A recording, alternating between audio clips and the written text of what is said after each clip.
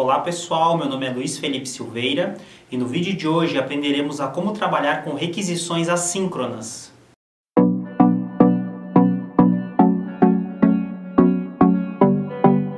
Nós já tínhamos visto nas nossas aulas anteriores como trabalhar com requisições assíncronas, porém somente fornecendo as respostas para essas solicitações. A gente fez toda a preparação pelo lado do back-end. Quando estávamos trabalhando com PHP, coletávamos informações da base de dados e transformávamos essas informações em JSON para que pudéssemos passar elas para a equipe de desenvolvimento front-end. Hoje nós vamos assumir um papel diferente. Nós vamos nos colocar como os desenvolvedores front-end, onde nós já teremos um conjunto de páginas devolvendo informações para nós através de JSON, e aqui nós vamos ter que coletar aqui no front-end essas informações e fazê-las serem exibidas na tela. Para que a gente possa fazer isso, nós vamos entender primeiramente o que são as requisições assíncronas. Para que a gente possa fazer o uso de requisições assíncronas, nós vamos ter que entender qual é o conceito de AJAX. AJAX é o acrônimo para JavaScript assíncrono mais XML. As aplicações web que utilizam AJAX são capazes de fazer rapidamente atualizações incrementais para a interface do usuário, sem recarregar a página inteira do navegador.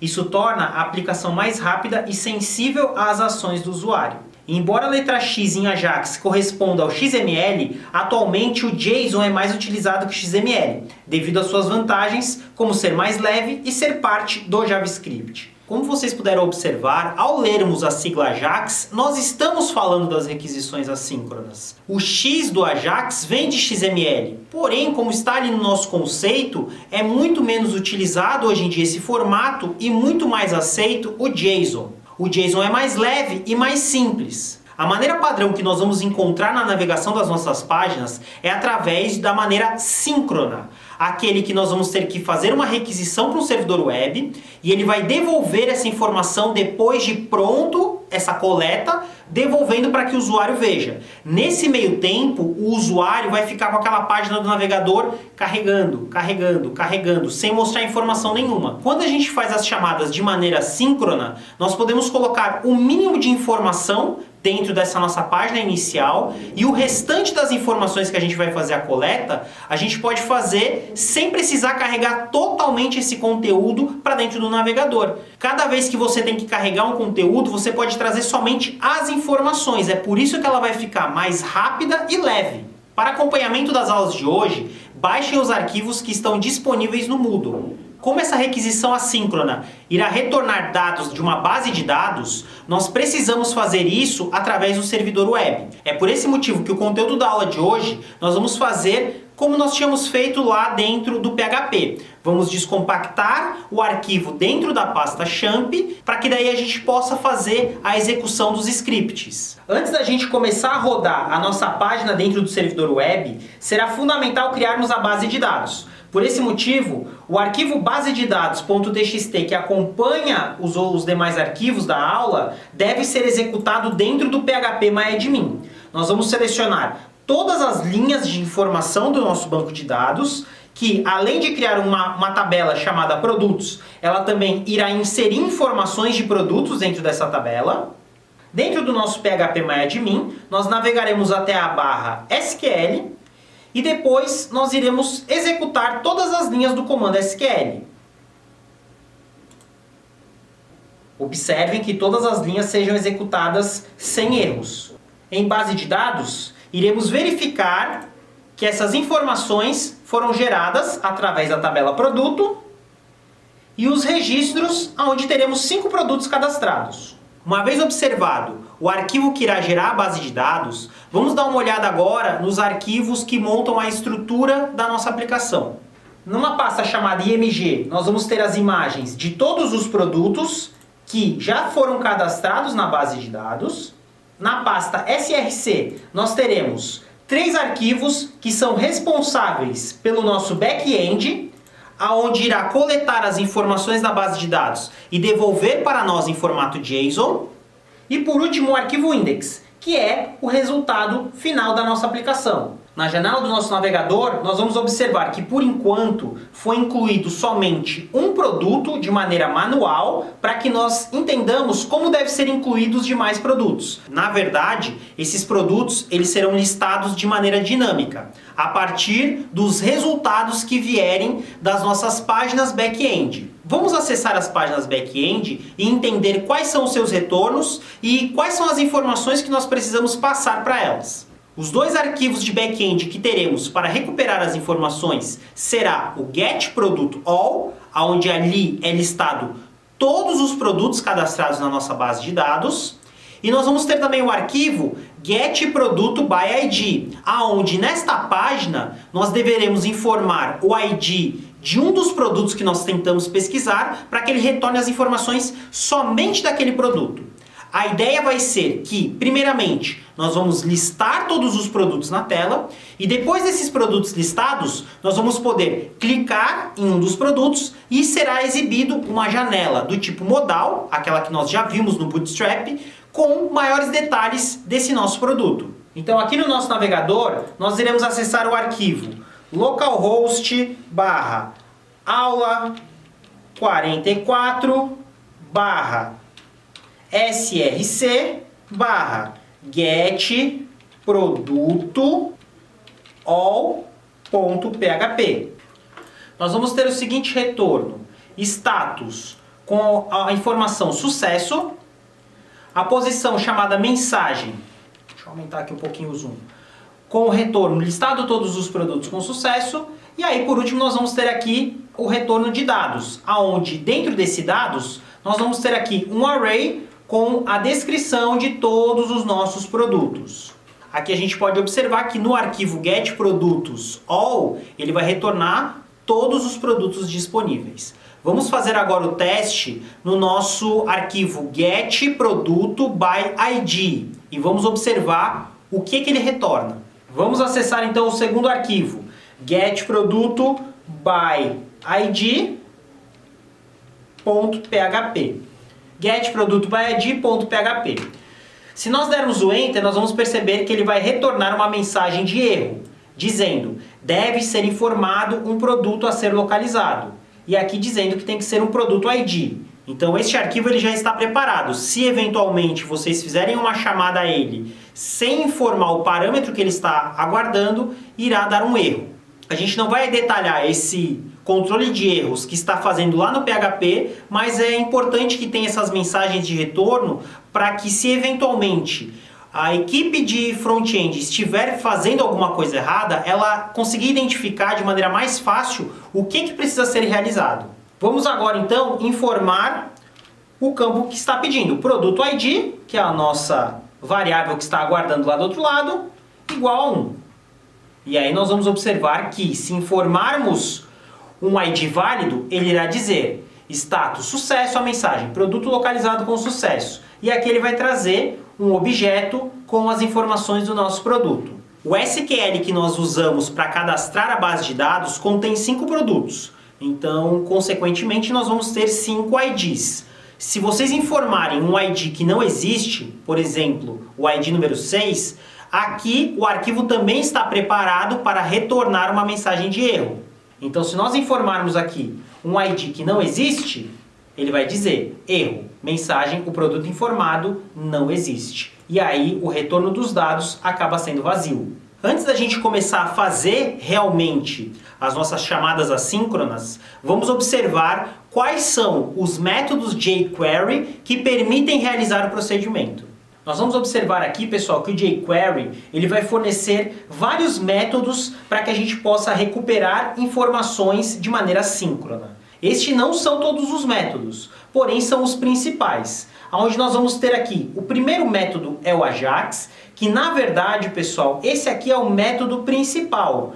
Todos os outros 3 métodos, o get, getJSON e o post, nada mais são do que formas abreviadas de eu utilizar o método Ajax. Então aqui eu listei o método Ajax, só para que a gente saiba que ele é o mais completo. Eu vou deixar a documentação aqui na descrição do vídeo. Só que para fins de aprendizado e simplificação, a gente vai utilizar os outros métodos. Os outros métodos, eles têm a sintaxe muito parecida entre si, sendo a diferença entre esses três métodos o que é que nós vamos informar de método de envio e o que é que nós estamos aguardando de resposta. Então nós vamos ter dois métodos para recuperar informações através do método GET, como o próprio nome já diz, o GET, e o método GetJSON. O que muda entre o método GET e o GetJSON é basicamente o formato do seu retorno. Que enquanto o método GET ele pode receber qualquer tipo de resposta, seja ela via JSON, via XML, via HTML, via texto, ela acaba sendo mais abrangente. O método JSON ele é específico para que a gente retorne informações JSON. A única diferença real entre eles é essa, e que no caso a gente vai utilizar o método GetJSON pela questão de não precisar depois retornar esses dados e converter para um JSON manualmente. Nós tínhamos visto no vídeo passado que a gente pode fazer o retorno da informação JSON e transformá-la num objeto JavaScript através de JSON.parse. Então, quando você faz o GetJSON, ele automaticamente executa esse retorno e o coloca dentro de um JSON parse. O método POST segue essa mesma toada. A diferença é que com o POST, o envio ocorre de informações através do método POST de HTTP. A sintaxe dos comandos é muito parecido. Será dessa maneira. Nós vamos informar aqui o nosso cifrão, ponto, e aqui está colocado o conchete só para a gente entender que pode ser qualquer um desses três, tá? Na verdade, quando a gente colocar o get, o getJSON ou o post, a gente não coloca o conchetes aqui, tá? Então pode, por exemplo, se a gente for utilizar o getJSON, vai ficar $.getJSON e vamos abrir aqui parênteses. Nós devemos informar qual é a URL que nós queremos retornar a informação, que aqui basicamente a gente vai informar o nosso arquivo PHP, que está buscando as informações, vírgula, nós vamos colocar aqui um objeto JavaScript que deve conter propriedade e valor. Aqui no caso eu coloquei apenas uma propriedade e um valor. Se vocês quiserem colocar mais informações, aí é recomendado que a gente faça esse objeto JavaScript numa variável à parte e depois, na hora de invocar um dos três métodos, a gente informa somente a variável que contém esse objeto.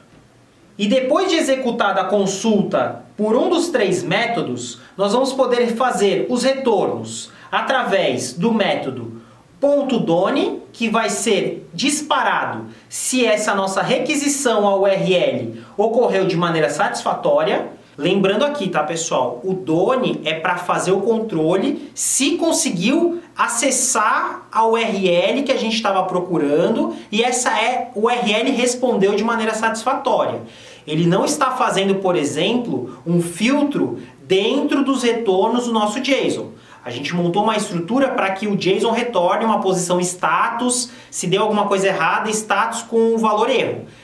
O done ele não vai dizer se realmente veio com a posição status erro ou não, tá? Aqui é uma forma mais abrangente. É simplesmente saber se conseguiu localizar o nosso arquivo e se o arquivo pode ser comunicado sem problemas. Para fazer a verificação se contém algum erro dentro daquela nossa estrutura de retorno, aí a gente vai montar isso dentro do done, mas de maneira manual. O ponto fail é se eventualmente ocorreram erros na hora que foi executado a busca pela informação lá da URL, mesma coisa que eu comentei ali na parte do done, que vai ocorrer com sucesso. Não se trata da posição status que a gente colocou manualmente. É somente para dizer, eu não consegui localizar esse arquivo. O arquivo está indisponível no momento. Houve algum processo ali de falha na rede, por exemplo. Você ficou offline no meio que estava executando a aplicação. Então é nesse momento que vai ser executado o método fail. É que ele tentou fazer a comunicação assíncrona com o nosso servidor web e ele não conseguiu obter resposta nenhuma do arquivo que estava sendo localizado. E o método always, que ele sempre vai executar, independente se foi ocorrido com sucesso com done ou se ocorreu alguma falha com fail. Então o ponto always sempre será executado. Então agora que nós já sabemos essas informações iniciais, vamos fazer o nosso desenvolvimento no arquivo index.html. Então vamos observar aqui, pessoal, qual é a estrutura do nosso arquivo index.html. Nós vamos ter aqui uma janela modal, que vai ser o objetivo exibir os detalhes do produto. Então ela já tem montada via HTML, essa janelinha, que nós vamos fazer num segundo momento. Num primeiro momento a gente vai fazer a listagem de todos os produtos. Nós vamos ter aqui uma outra área da nossa página chamada de produto list, onde dentro do produto list nós vamos ter vários produtos. Todos eles serão retornados através de um link que contém aqui a classe list group item, né? Então todos os nossos produtos retornarão nesse formato. Claro que aí a gente vai substituir para a imagem adequada do produto e com o restante das informações, o nome do produto, o resumo do produto e a data de criação. E logo abaixo do nosso jQuery é que nós vamos começar a escrever o nosso script. Então vamos lá, vamos por partes aqui. Vamos começar comunicando com o arquivo getProductsAll através da utilização do método getJSON, porque a gente sabe que esse produtos_all já está retornando nesse formato. Vamos começar colocando então aqui um comentário. Recuperar todos os produtos. Vamos fazer então aqui o uso do método getJSON, onde nós vamos ter que informar a nossa URL. Está dentro da pasta src getProdutoAll.php. Para recuperar todos os produtos, a gente não precisa informar nenhum dado adicional. A gente já viu que vai precisar informar dados adicionais somente quando a gente quiser saber o detalhamento do nosso produto. Como não será enviados dados, a gente pode agora já começar a fazer aqui o retorno. Nós vamos fazer aqui o retorno através do método done, onde nós vamos informar aqui uma function anônima, certo? Apesar dela ser uma função anônima, né, não tem nome para essa função, a gente pode, já no parâmetro, informar que vai ter um retorno. Porque o retorno que a gente tem dos métodos getJSON, get e post é através dessa variável. A gente poderia colocar qualquer nome aqui, só que para ficar mais claro, eu vou dizer que vai retornar a informação através de uma variável chamada JSON. Então aqui a variável de retorno, eu irei chamá-la de JSON. Vamos observar aqui, colocando um console.log e ver qual é a informação que está retornando a partir da nossa URL. Então aqui, na janela de inspeção do nosso navegador, nós já vamos observar que o retorno no nosso console será um objeto que já foi convertido de JSON para um objeto JavaScript, por nós utilizarmos o método getJSON, com 3 posições iniciais. Nós vamos ter a posição status, mensagem e os dados. Claro que aqui dentro de dados, nós vamos ter um array para cada posição do nosso produto. Nós vamos observar então que nesse retorno a gente vai ter 3 posições iniciais, que é status, mensagem e a lista dos dados que é para ser exibido, tá? Por garantia, o que a gente vai fazer, pessoal? A gente só vai fazer essa listagem de informações se não ocorreram erros. Então a gente sabe se ocorreu erro ou não através da posição status, né? Então a primeira coisa é verificar se a posição status ali desse JSON está escrito sucesso, ele vai executar as ações. Se não estiver com sucesso, aí ele vai exibir uma outra mensagem na tela. Vamos tirar aqui o nosso console log, que a gente já viu que está retornando de maneira correta. E vamos lá. Se a posição do JSON, que é a variável de retorno, se dentro da variável de retorno JSON, na posição status for igual a sucesso, se ocorrer sucesso, nós vamos executar as nossas ações. Se não ocorreu de maneira satisfatória, será exibida uma mensagem na tela chamada alert. E aí no alert nós vamos colocar aqui, ó, o retorno do nosso JSON, ponto, a mensagem.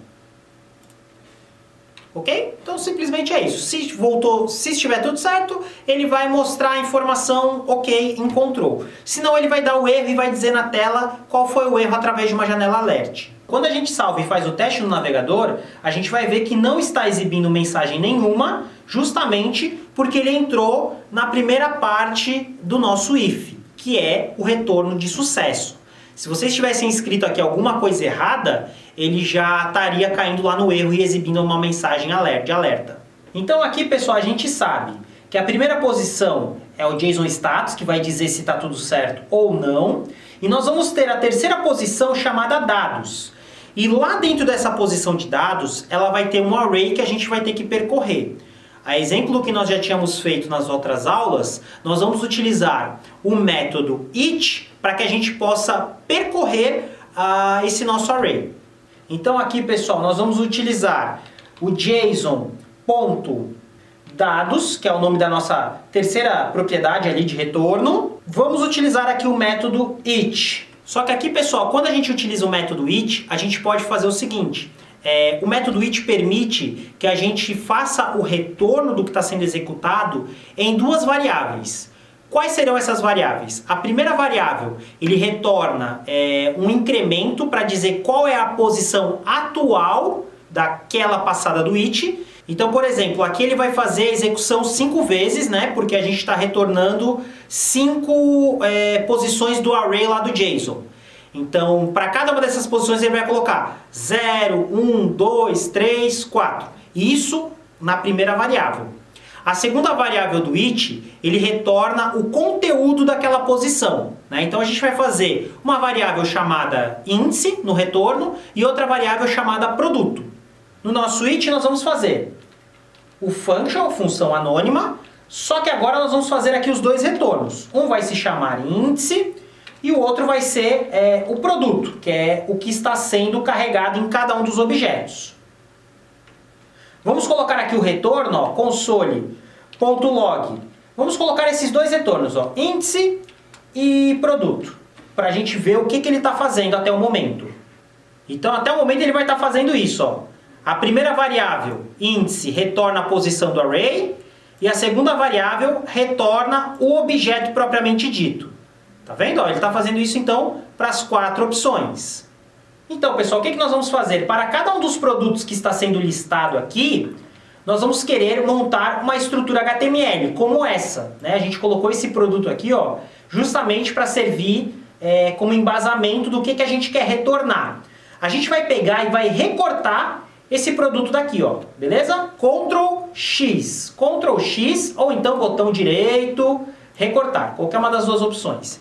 É importante recortar porque senão ele vai ficar aparecendo ali na tela, aquele produto de maneira genérica, e os outros produtos que estão vindo de forma síncrona vão acabar ficando exibidos embaixo, tá? Por isso que eu já tirei essa opção e vamos colocar isso só dentro do retorno do JavaScript. Então aqui dentro do nosso JavaScript, nós vamos ter que colocar isso dentro de uma variável, né? Vamos colocar aqui uma variável chamada HTML. Vai ser muito parecido com o que nós já tínhamos feito na última aula. Vamos colar aqui esse retorno, né, pessoal? Vamos colar aqui o retorno, deixa eu fazer aqui a indentação. Só que, claro, ele não pode ficar dessa maneira, ele tem que vir dentro da variável HTML. Colocaremos aqui, então, HTML é igual e abre aspas. Eu vou abrir aspas no primeiro trecho ali do link e vou fechar aspas no último trecho. Vou colocar aqui uma indentação melhor, né, para ficar lá coincidindo o A que abre e o A que fecha, só que a gente não pode esquecer que para colocar várias linhas no JavaScript, no final de cada linha eu sou obrigado a colocar uma barra invertida, senão não funciona. Tá? Vamos colocar aqui dessa maneira. E aqui na última linha um ponto e vírgula. Certo? Claro que aqui, pessoal, ele está colocando, vai repetir 5 vezes o mesmo produto. Não tem problema, a gente vai fazer essa exibição de 5 vezes o mesmo produto e depois a gente volta alterando essa informação genérica pela informação do produto que está ocorrendo naquela posição da nossa iteração. Então, depois de montarmos o conteúdo da nossa variável HTML, o que a gente vai ter que fazer? A gente vai ter que incluir esse HTML aqui dentro desse nosso ID, pessoal. Dentro do ID ele vai ficar percorrendo aqui dentro. Como nós já vimos na última aula, para ficar colocando uma nova informação sempre ao final do nosso conteúdo, dentro do bloco da nossa tag HTML, só que ao final. Aí nós vamos utilizar o método append. Então, para cada uma dessas posições, nós vamos ter que retornar aqui o nosso objeto produto-list e vamos adicionar o HTML que foi montado naquela iteração. Visualizando isso aqui no navegador, nós vamos observar que ele executou a mesma ação 5 vezes. 1, 2, 3, 4, 5. Só que agora a gente vai precisar substituir as informações pelo produto que está sendo exibido naquele momento. Nós vamos voltar então aqui, pessoal. Ó. A primeira informação que ele precisa é que a gente tem que informar aqui, ó, qual é o identificador daquele produto. Observem que aqui ele está sendo feito através de uma tag com o prefixo data-. Data-, ele tem o objetivo da gente criar propriedades personalizadas lá dentro do nosso HTML. Então, quando a gente coloca data-, a gente pode colocar o nome que a gente quiser. Ah, eu quero fazer uma propriedade personalizada de HTML de nome. Data-nome. Posso colocar uma propriedade personalizada para data. Tá? Então, qualquer coisa, prefixo data, pode ser substituído pelo que a gente quiser. Aqui a gente vai usar essa informação depois para recuperar essa data e saber qual é o nosso produto que será detalhado. Por isso que tem que estar aqui dentro. Então, dentro do nosso data.id, nós vamos colocar 2 aspas para entrar e sair do método de exibição. Vamos colocar aqui 2 sinaizinhos de mais. Para não ficar tão extenso, né? Vamos derrubar esse data aqui para a próxima linha, né? Senão vai ficar muito grande aqui. Ó. Vamos colocar uma barrinha no final. Vamos colocar aqui, ó. O que eu quero retornar, pessoal? Eu quero retornar o produto, que é o que está na variável daquela iteração, né? Produto, vou copiar aqui. E qual é a propriedade que eu quero retornar daquele objeto? Nesse caso aqui, eu quero retornar a propriedade produto_id. Então vai ser a propriedade .produto_id. Produto ID. Quero retornar também aqui na imagem, pessoal, a imagem. Eu deixo a pasta IMG, que é onde estão armazenados aqui os arquivos de imagem dos produtos, porém o nome ele tem que ser exibido do campo imagem lá na nossa base de dados. Eu vou copiar aqui a mesma estrutura com as aspas, né, que é para entrar e sair do modo texto, e vou colocar aqui, ó, vai ser o produto e aqui eu quero retornar a opção imagem. Faremos aqui a mesma coisa dentro do produto, que é para retornar o nome do nosso produto. Aqui vamos retornar o resumo do nosso produto. Todos esses campos são os mesmos nomes que a gente tem na base de dados. E aqui nós vamos ter a data de criação. Data criação.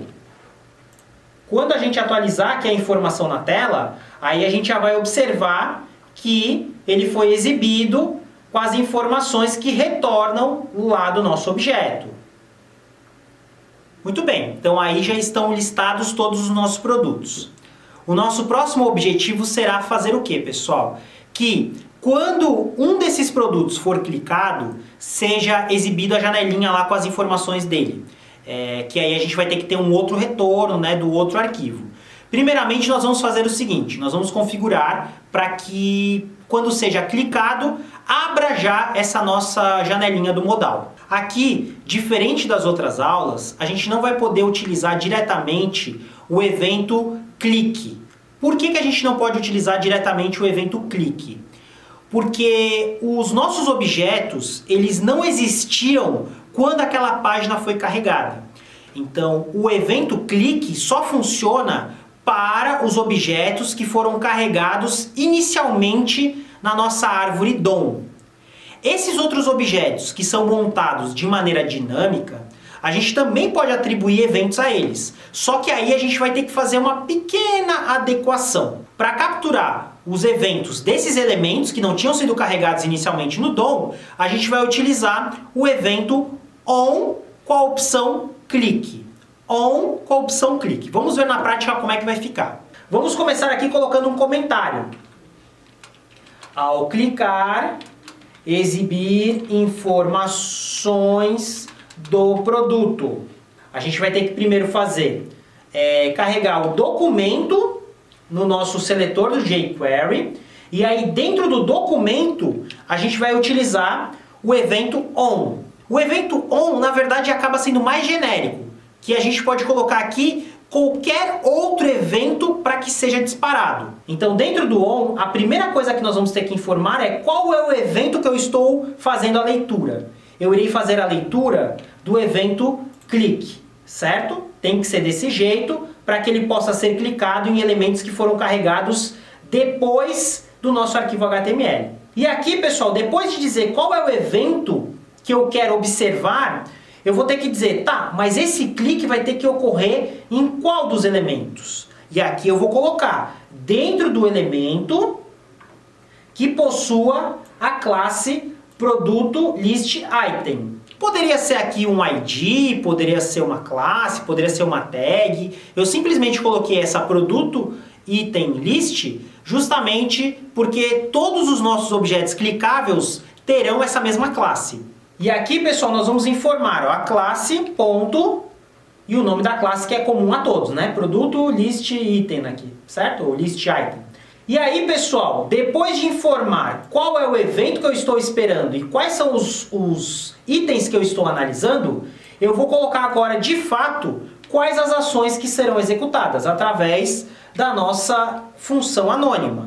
Beleza? Um pouquinho diferente, então, do que o evento clique convencional, um pouquinho maior ali a nossa estrutura, mas a ideia acaba sendo a mesma. Então vamos começar fazendo o seguinte, quando a gente clicar aqui no produto, já vamos fazer a nossa janelinha de modal, que é essa janela aqui, ó, pessoal, janela detalhes do produto, né, ó, que tem o ID produto detalhe, ela vai ser exibida.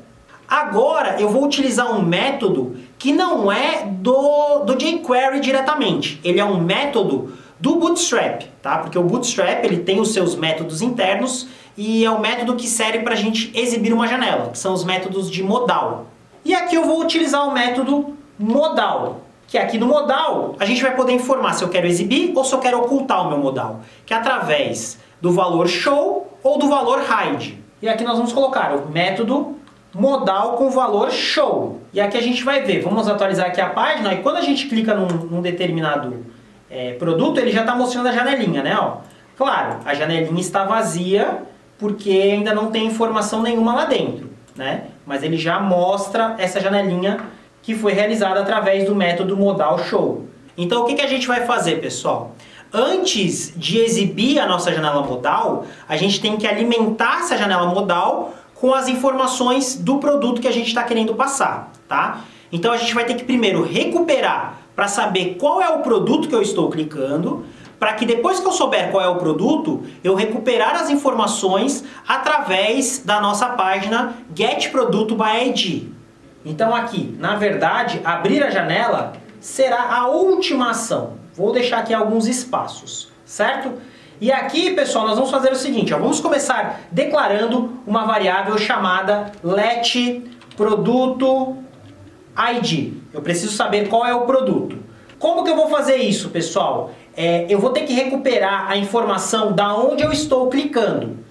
Então, quando a gente coloca aqui, ó, produto ID é igual a this, até o momento eu estou informando, ou seja, é equivalente a eu estar informando aqui, ó, esse A que está sendo clicado, o A. E cada um desses nossos links da tag A, nós vamos poder recuperar esse nosso atributo personalizado, o Data ID.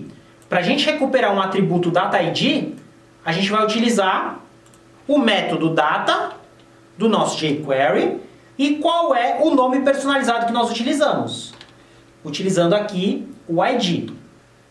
Vamos fazer agora então um console log e ver se já está retornando o ID correto para cada um dos produtos clicados.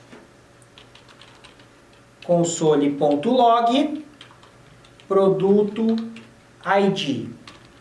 Então agora cada vez que a gente clica, ele mostra lá qual é o ID que está sendo clicado. Lembrando que a ordem aqui desses nossos itens não está ocorrendo pela ordem de inserção. Ele está organizado para exibir por ordem alfabética, tá? Por isso que não está, quando a gente clica ele vai mostrando aqui de maneira alternada, ok? Então a gente já sabe aqui qual é o ID do nosso produto clicado. Uma vez que a gente já sabe qual foi o nosso produto clicado, a gente pode recuperar as informações de maneira detalhada através do nosso arquivo getProdutoById. Dentro do nosso VS Code, nós vamos fazer agora o seguinte, pessoal. Vamos colocar aqui o método getJSON, só que agora qual vai ser a nossa URL? Vai ser na pasta src barra getProdutoById.php. E além de informar a URL, a gente vai ter que passar dados para a nossa página. Esses dados têm que ser passados através de um objeto JavaScript. A gente já viu que objeto JavaScript é feito através do jogo de chaves. Então aqui, pessoal, informaremos entre jogo de chaves qual é o nome da nossa propriedade. O nosso arquivo do outro lado está aguardando uma propriedade chamada ProdutoID, que é o nome da propriedade. E aqui, 2 pontos, nós devemos informar agora qual é a variável, tá, pessoal? Para que a gente não confunda aqui, tá? Só para simplificar, para a gente não haver confusão, eu vou colocar aqui entre aspas, que não seria obrigatório, porque aqui é o nome da propriedade que está aguardando lá o getProdutoById.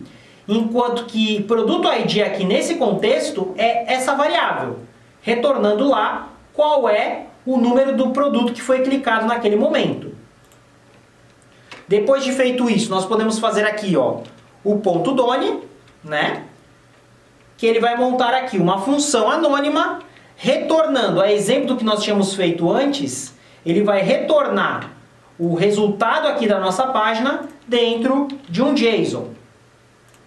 Vamos observar aqui, pessoal, o que está acontecendo até o momento, ó, JSON. Então, quando a gente clica em um objeto, ó, ele já está retornando lá, ó, através do método getJSON, a informação do nosso produto. Olha lá, quais são os dados que ele está mostrando? Ó, nome, resumo, imagem, descrição, data de criação, etc. Como nós tínhamos feito anteriormente, é importante fazer a verificação em cima da primeira posição, status. Se o status foi executado com sucesso, ele monta a estrutura lá do modal. Se não, ele vai mostrar uma mensagem de alerta ali para o nosso usuário. Como fizemos antes, pessoal, a gente vai fazer a verificação. Se o nosso JSON na posição status ocorreu com sucesso, ele vai executar a ação de acordo. Se não, ele vai mostrar uma janelinha para o nosso usuário, mostrando qual foi o erro, json.msg. E agora, pessoal, o que a gente vai ter que fazer? A gente vai ter que observar que lá no nosso modal, ele já está aguardando algumas posições a serem substituídas. Nós vamos ter aqui que substituir o produto nome, produto resumo, produto imagem, produto descrição. Vamos lá, vamos fazer isso aí aqui, lá dentro do if, se ocorreu com sucesso. Vamos recuperar aqui o nosso ID produto nome, que está lá dentro do nosso modal. E aqui vamos substituir o texto da nossa tag HTML. E qual será o texto que nós vamos informar, pessoal? Será o texto do retorno do JSON, ponto, o nome. JSON.nome. Nós vamos fazer a mesma coisa para o nosso resumo, produto resumo, vai retornar o JSON na posição do resumo,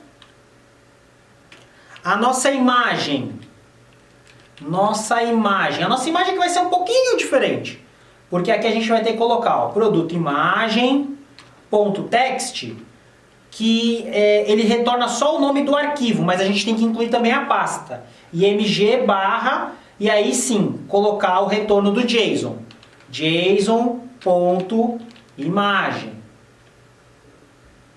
A descrição do nosso produto, produto descrição, ponto text, json.descrição, E vamos fazer o teste. Quando a gente clica, não abriu. Por quê, pessoal? Porque, claro, faltou nós incluirmos aqui nas opções que não é só a posição nome, né? Antes da posição nome, a gente tem que dizer aonde que está guardado esse nome. Da mesma maneira que a gente verificou a primeira posição status, a gente tem que dizer que nós vamos ter a posição chamada dados e dentro do dados é que nós vamos ter o nome dos nossos objetos. E aqui, pessoal, na nossa imagem, vamos só substituir aqui primeiro, colocar todos dados, né? E aqui na nossa imagem, o que vai acontecer? A gente não vai poder utilizar o método text, porque se a gente for observar aqui na nossa imagem do modal, observem que dentro do produto imagem, nós vamos ter aqui um IMG, né? E o IMG não é texto, que nem esses outros elementos. A gente vai substituir o que está dentro de SRC, tá ok? Então aqui a gente vai fazer um pequeno ajuste. A gente vai localizar dentro do produto imagem o IMG e ao invés de utilizar o método text, nós vamos utilizar o método prop, que a gente consegue substituir uma propriedade HTML.